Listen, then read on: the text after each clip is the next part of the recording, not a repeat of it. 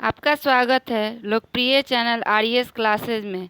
हम लोग आपके सफलता के मार्ग को प्रशस्त करने में सहायता करते हैं, साथ ही आपके उज्जवल भविष्य की कामना करते हैं।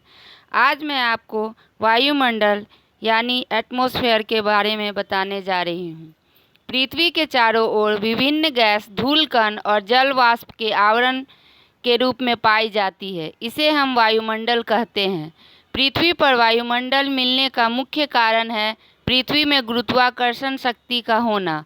वायुमंडल में विभिन्न गैसें पाई जाती हैं, जिनमें नाइट्रोजन 78%, ऑक्सीजन 21%, आर्गन 0.9% तथा CO2 0.03% पाई जाती है।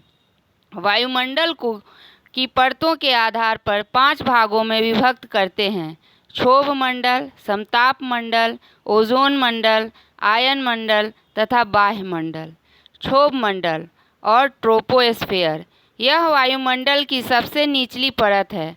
इसकी औसत ऊंचाई 12 से 16 किलोमीटर मानी जाती है। ध्रुवीय क्षेत्रों में क्षोभ मंडल की ऊंचाई 8 किलोमीटर और विषुवतीय क्षेत्रों में 18 किलोमीटर होती है। इस परत में प्रति 165 मीटर ऊपर जाने पर इसके ताप में कमी होती है, जिसका मुख्य कारण है वायुमंडल सीधे सूर्य के प्रकाश से गर्म नहीं होती है। सूर्य के प्रकाश से पहले पृथ्वी गर्म होती है और पृथ्वी जो ऊष्मा छोड़ती है, उस ऊष्मा से वायुमंडल गर्म होती है। इसलिए ऊंचाई पर तापमान इस परत में कम पाई जाती है।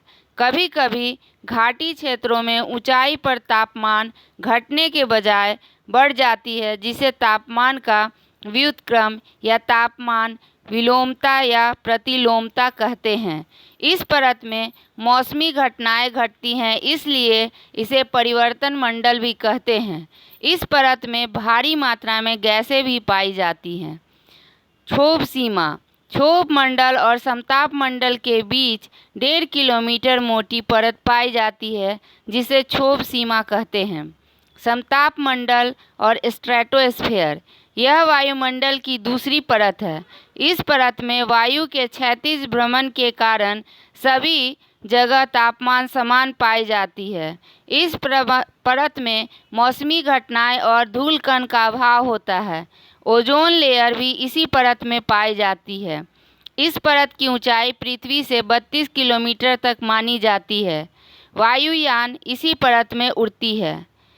ओजोन मंडल और ओजोनोस्फेयर यह वायुमंडल की तीसरी परत है। इस परत में ओजोन गैस की प्रधानता होती है, जो सूर्य से आने वाली पराबैंगनी किरणों को अवशोषित कर लेती है तथा पृथ्वी को हानिकारक किरणों से रक्षा करती है।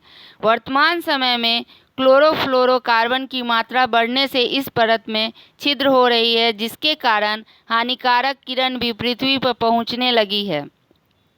सबसे अधिक छिद्र अंटार्कटिक महादेश पर हुआ है, क्योंकि वहां 1992 ईस्वी में ज्वालामुखी उद्भेदन हुआ था, जिससे मीथेन गैस अधिक निकली और ओजोन परत में अधिक छिद्र हुआ।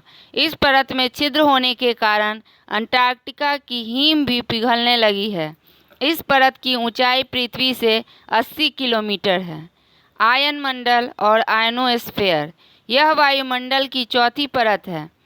इस परत में चुंबकीय और शोषित कण पाई जाती है, जिसके कारण हम लोग रेडियो, टीवी इत्यादि देख या सुन सकते हैं। इस परत में तापमान के अधिक वृद्धि होती है, इसलिए इसे तापमंडल भी कहते हैं। इस परत की ऊंचाई 640 किलोमीटर तक मानी जाती है।